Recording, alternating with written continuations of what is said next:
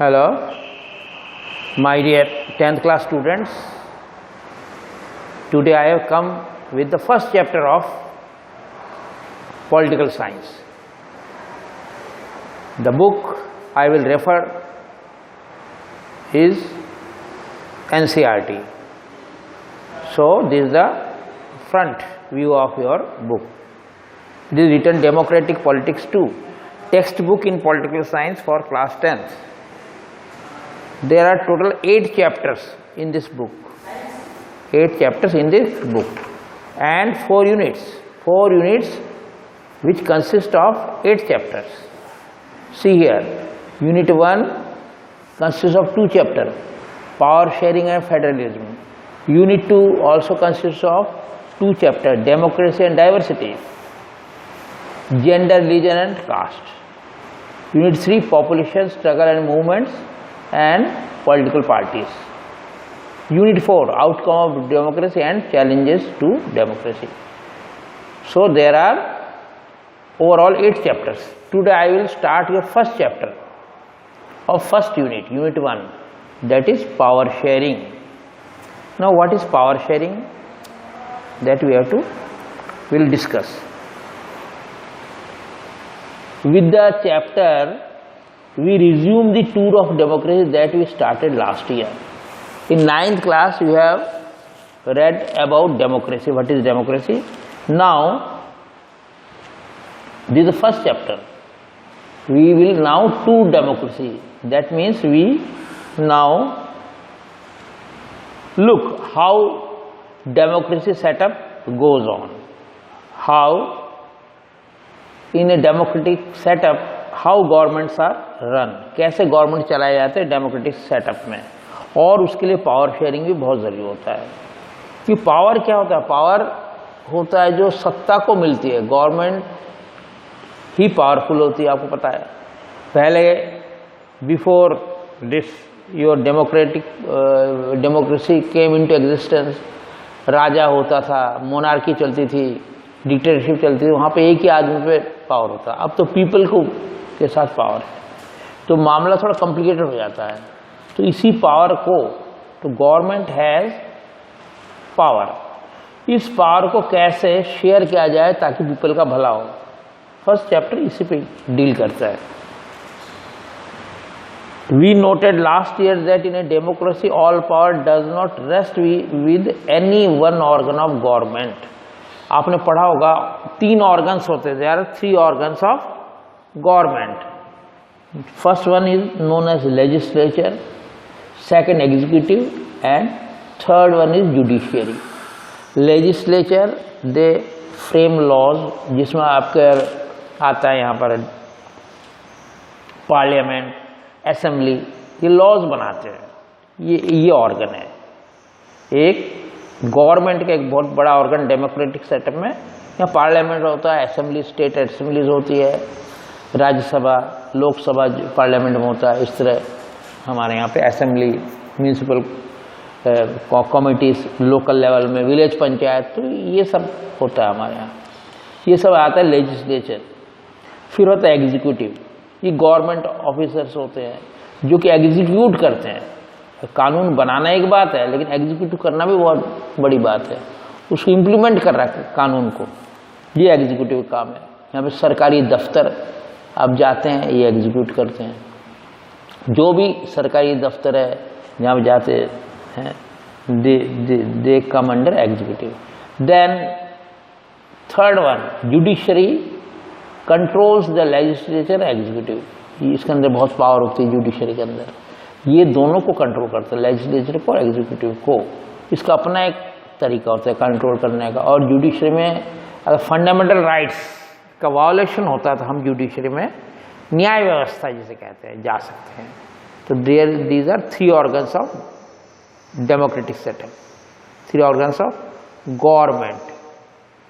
First one legislature, second executive and third one judiciary.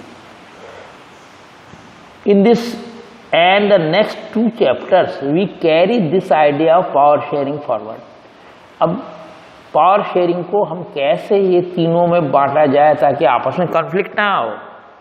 Power sharing कैसा किया जाए तीनों ऑर्गन्स के अंदर, और आगे कुछ हम पढ़ेंगे इसके बारे में, आगे बढ़ेंगे। We start with 2 stories from Belgium and Sri Lanka. Both these countries are about how democracy handle demands for power sharing. यहाँ पर थोड़ा हम उसकी बात करेंगे। नेक्स्ट चैप्टर जो है उसके अंदर 2 एग्जाम्पल दे रखा है। One is Belgium. आप जानते हो बेल्जियम कहाँ है? यूरोप में है, छोटा कंट्री, काफ़ी छोटा है, और आबादी भी काफ़ी कम है, हरियाणा से भी कम है।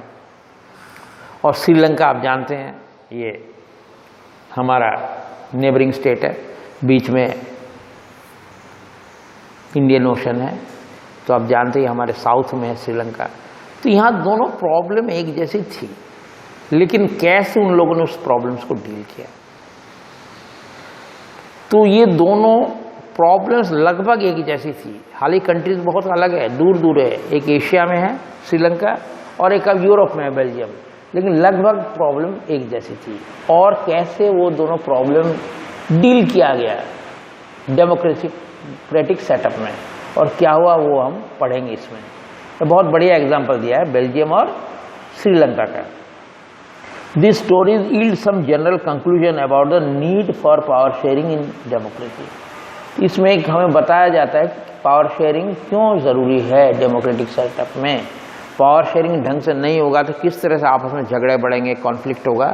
तो क्लियर कट पावर शेयरिंग कैसे होता है ये समझाया गया है, और इन दोनों को एग्जाम्पल देते हुए मैंने आपको पहले बताया दोनों की प्रॉब्लम लगभग एक जैसी थी। ये है आपकी Belgium and Sri Lanka. This allows us to discuss various forms of power sharing that will take up in the following 2 chapters. इसके बाद हमें पावर शेयरिंग के बारे में पढ़ेंगे 2 चैप्टर के बारे में, तो कैसे ये करेंगे इसको, पावर शेयरिंग को वो पढ़ेंगे और क्या उसका परिणाम होता है। अगर 2 एग्जाम्पल लेके देखेंगे बेल्जियम और श्रीलंका का। Now Belgium and Sri Lanka. Belgium is a small country in Europe में, पहली बता दूं बहुत ही छोटा कंट्री है, smaller in area than the state of Haryana. Haryana से भी छोटा है, एरिया वाइज हरियाणा छोटा है। It has border with France. Belgium का जो बॉर्डर है फ्रांस से लगता है। फ्रांस थोड़ा बड़ा है देश, यूरोप में है। द नेदरलैंड्स, नेदरलैंड्स का पूरा नाम हॉलैंड है। जर्मनी, ये फ्रांस में फ्रेंच पीपल रहते हैं, नेदरलैंड्स में आपके हॉलैंड वासी रहते हैं जिनको डच बोला जाता है। तो now remember this, the people who live in Netherlands known as Dutch people and the language is also known as Dutch language, and French people live in France, language का नाम भी फ्रेंच है। Germans live in Germany and Luxembourg. 4 country से घिरा हुआ है, border लगता है बेल्जियम का। बेल्जियम खुद एक छोटा कंट्री है। तो दोबारा पढ़ते हैं, France, Netherland, Germany, Luxembourg. Luxembourg भी एक छोटा देश है। ये चारों कंट्री की बॉर्डर शेयर करता है Belgium. It has a population of a little over 1 crore, about half the population of Haryana. Haryana का पॉपुलेशन 2 करोड़ से थोड़ा ज़्यादा है, तो इसका आधा 1 करोड़ से थोड़ा ज़्यादा है बेल्जियम की पॉपुलेशन है, और इसका एरिया तो है ही कम हरियाणा से। द इथनिक, ये बहुत इंपॉर्टेंट वर्ड है, इथनिक, इसको समझना पड़ेगा अच्छी तरह से। The ethnic composition of this small country is very complex. देखिए इथनिक क्या होता है ये थोड़ा समझना पड़ेगा। इथनिक होता है हमारे बीच में जो कोई भी लोग जब रहते हैं किसी कंट्री के अंदर, उनके अंदर डिफरेंसेस होता है। शक्लें शायद सबकी एक जैसी नहीं होती, कुछ लोगों की शक्लें एक जैसी होती है। तो जैसा आप देख सकते हैं हमारे यहाँ पे नॉर्थ ईस्ट स्टेट की जो है मिजोरम, मणिपुर, इनकी शक्लें कुछ अलग होती है। तो इथनिक होता है, नस्ल बोलते हैं हिंदी में। तो नस्ल जो होता है, अलग अलग नस्ल के लोग वहाँ रहते हैं। Ethnic composition of this small country is very complex. तो इथनिक जो नस्ल के हिसाब से कॉम्पोजिशन होता है, उनकी जो बनावट है काफ़ी जटिल है। कंट्री हालांकि छोटा है, लेकिन अलग अलग तरह के अलग अलग कल्चर मानने वाले, तो इथनिक का बहुत बड़ा फ़र्क पड़ता है कल्चर उनका, फिर वो एक डिफरेंस हो जाता है। अपने आप अपनी पहचान बनाने के लिए सबका इथनिक जो लोग होते हैं जो एक, आप ये हो सकता है इनके एक तरह का भाषा हो, इतने कई इसमें होता है, एक तरह का भाषा भी हो सकता है, एक तरह की शक्ल भी हो सकती है, तो एक तरह के पीपल हो, इतनी कई ढंग से इतने डिवीजन हो सकता है। और आपका एक तरह के, आपको जैसे एक है आप प्लेन पीपल एंड हिली पीपल, तो हिली रीजन के पीपल की शक्ल कुछ अलग होती है, प्लेन पीपल के शक्ल अलग, कल्चर भी अलग होती है, इवन कभी भी लैंग्वेज भी अलग होती है। इसको ही बोला जाता है इथनिक डिवीजन। और बिल्कुल लेफ्ट में देखिए बड़ा अच्छा दे रखा है, एक आपको इसी के लेफ्ट में दे रखा है, I have a simple, no sorry, ethnic यहाँ नीचे दे रखा है, इथनिक ए सोशल डिवीजन, सामाजिक जो एक हमें भाग कर रखा है, एक डिवीजन कर रखा है, एक बटा हुआ है सामाजिक, समाज जो है बेस्ड ऑन शेयर्ड कल्चर। जब हमारे एक ही कल्चर, कुछ जो संप्रदाय एक ही कल्चर शेयर करते हो, people belonging to the same ethnic group, एक ही इथनिक ग्रुप जो बिलोंग करते हैं, believe in their common descent, वो सोचते हैं हम हमारे जो पूर्वज एक हैं, they believe in common descent, then they think that their ancestors are same because of similarities of physique, कारण क्या, उनकी शक्लें एक जैसी होती है, हाव भाव एक जैसे होता है, फिजिकल टाइप और ऑफ कल्चर और बोथ, तो कल्चर और फिजिकल से इथनिक डिवाइड होता है। मैं तो ये कहूँगा लैंग्वेज भी कई बार इथनिक को डिफाइन करता है। They need not always have the same religion और नेशनलिटी, हो सकता है उनकी रिलीजन अलग हो, जरूरी नहीं कि उनका रिलीजन सेम हो, कई बार सेम हो भी जाता है, कई बार नहीं भी होता है, और नेशनलिटी जो वो भी अलग हो सकती है, लेकिन इथनिक ग्रुप सेम हो सकता है। तो आप समझ गए इथनिक ग्रुप क्या होता है। इथनिक एक समाज में डिवीजन होता है, किसके आधार पे, इसका मेन आधार होता है डिसेंडेंट, उनके पूर्वज एक जैसे, प्लस फिजिकल जो उनका फीचर्स है, दे शेयर सिमिलर फिजिकल फीचर। जो बहुत बढ़िया एग्जाम्पल बताया आपको, जो पहाड़ के लोग हैं, hilly region, people hilly region और पीपल ऑफ प्लेन्स, तो ये आपस में एक डिफरेंट डिस्क्रिमिनेशन पैदा हो जाता है। तो सबको अपनी अपनी कल्चरल एक पहचान चाहिए एक देश में रहने के लिए, यही एक प्रॉब्लम खड़ी होती इथनिक डिवीजन से। तो I think I have explained it. तो ऑफ द कंट्रीज टोटल, देखिए क्या प्रॉब्लम है, of the countries total population 59% lives in the Flemish region and speaks Dutch language. तो 59% मेजोरिटी है, काफ़ी लोग है, इसको कहते हैं मेजोरिटियन। जो मेजोरिटी जो है उसको बाद में बताएंगे क्या कहते हैं, लेकिन मेजोरिटी जो पीपल है वो 59% है बेल्जियम में, जो कि डच बोलती है। इनका अलग इथनिक ग्रुप है डच लोगों का, मतलब they have come from Holland. कभी हॉलैंड में वो लोग बस गए थे। फ्लेमिश बोल के एक रीजन है, एक फ्लेमिश में जो इलाका है, फ्लेमिश इलाका बेल्जियम नहीं है, वहाँ पे ये लोग काफ़ी संख्या में रहते हैं, तो वो ज़्यादातर वहाँ रहते हैं। डच पीपल को बोलते हैं, उनका जो कनेक्शन डच से है, हॉलैंड से। Another 40% people live in the Wallonia region, तो दो रीजन हो गए, फ्लेमिश और वेलोनिया, एंड स्पीक फ्रेंच, और वो लोग फ्रेंच बोलते हैं, फ्रांसीसी ओरिजिन के हैं, और ये लोग आपके डच है, हॉलैंड या नीदरलैंड के। तो आपस में इतनी डिवीजन हो गया, यहाँ 40% ये हो गया, 59% डच हो गए, 40% हो गए French. Remaining 1% of the Belgian speak German, बहुत कम बच गया, 1% वो जर्मन बोलती है। तो in the capital city Brussels, अब वहाँ जो बेल्जियम की कैपिटल उसका नाम ब्रसेल्स है, लेकिन यहाँ मामला उल्टा है, 80% people speak French while 20% are Dutch speaking. मतलब पूरे देश में जो मेजोरिटी है वो माइनॉरिटी हो गए यहाँ कैपिटल में, और ठीक उल्टा हो गया, मेजोरिटी माइनॉरिटी हो गया, माइनॉरिटी मेजोरिटी हो गए। तो फ्रेंच यहाँ पे मेजोरिटी 80% पीपल फ्रेंच है और 20% बाकी डच है।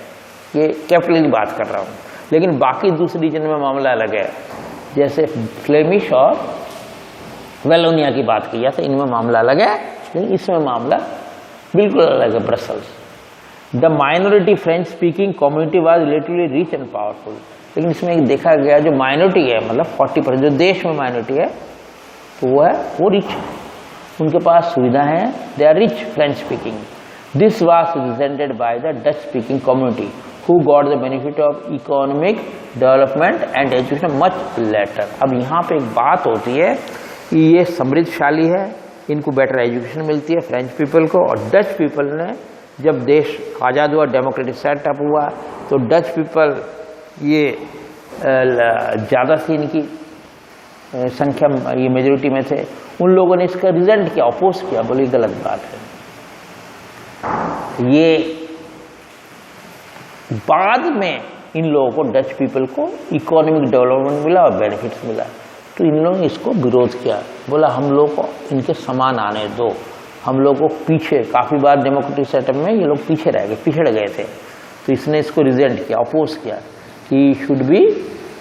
ही should also given the same opportunity to come with French people, French ethnic group. This led to tensions between the Dutch speaking and French speaking communities during the 1950s and 1960s. तो 1950s and 60s के बीच में आपस में तनातनी होगी दोनों group में, इतने ग्रुप में, डच स्पीकिंग ग्रुप में और फ्रेंच स्पीकिंग ग्रुप में. डच से मेजोरिटी और फ्रेंच से माइनॉरिटी पूरे देश में. The tension between two communities was more acute in Brussels. Brussels में मामला उल्टा था, जो कैपिटल है, वहाँ पे मेजोरिटी माइनॉरिटी में थे, माइनॉरिटी मेजोरिटी में थे, तो काफ़ी आपस में तनातनी बढ़ गई ब्रसल्स में. ब्रसल्स प्रेजेंटेड ए स्पेशल प्रॉब्लम. यहाँ पे एक स्पेशल प्रॉब्लम था, तो जो मैंने आपको बोला है, the Dutch speaking people constituted A majority in the country but A minority in the capital. तो डच पीपल यहाँ माइनॉरिटी रह गए, जो 20%. Let us compare this to the situation in another country. अब देखिए, अब प्रॉब्लम पता कि छोड़ दिया गया, तो यहाँ पे दो है, डच और फ्रेंच. अब हम थोड़ा दूर चलते, इंडिया के पास आते, यूरोप से इसी तरह की प्रॉब्लम, इतनी के एक डिवीजन है श्रीलंका के अंदर. Let us compare this to the situation in another country. Sri Lanka is an island nation. आप जानते हैं श्रीलंका छोटा सा एक टापू है, it is an small island. और जानते ही हैं कि कुछ ही किलोमीटर, 22 या 23 किलोमीटर हमारा तमिलनाडु से दूर होगा. जो वाटर में जो डिस्टेंस है ना, मतलब आपको जैसे वो कहते हैं, आपका गल्फ ऑफ मन्नार कहते हैं या पाक स्ट्रेट कहते हैं, दो रास्ते हैं, तो ये 22-23 किलोमीटर लंबा होगा. तो बिल्कुल हमारा नियरेस्ट कंट्री है, लेकिन पानी की बाउंड्री है बीच में, हमारे कोई लैंड बाउंड्री नहीं है, बीच में पानी है. तो इसकी जो बारे में बता रहे हैं, तमिलनाडु से कुछ किलोमीटर दूर है. It has about 2 crore people, about the same as Haryana. तो इसका जो पॉपुलेशन है हरियाणा के बराबर है, लगभग 2 crore, about the same in Haryana.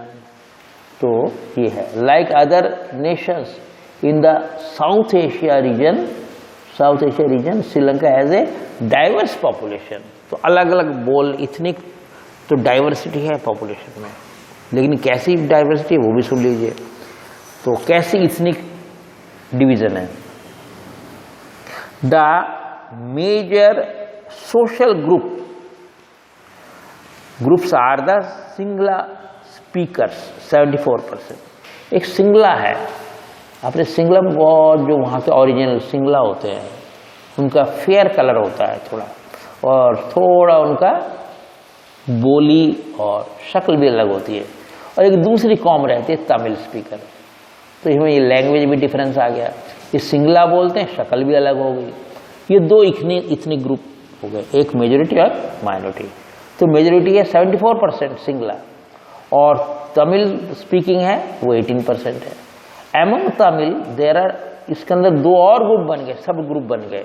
एक Tamil native of the country, एक जो श्रीलंका के तमिल से, इनको बोलते श्रीलंकन तमिल्स, वो 13% है.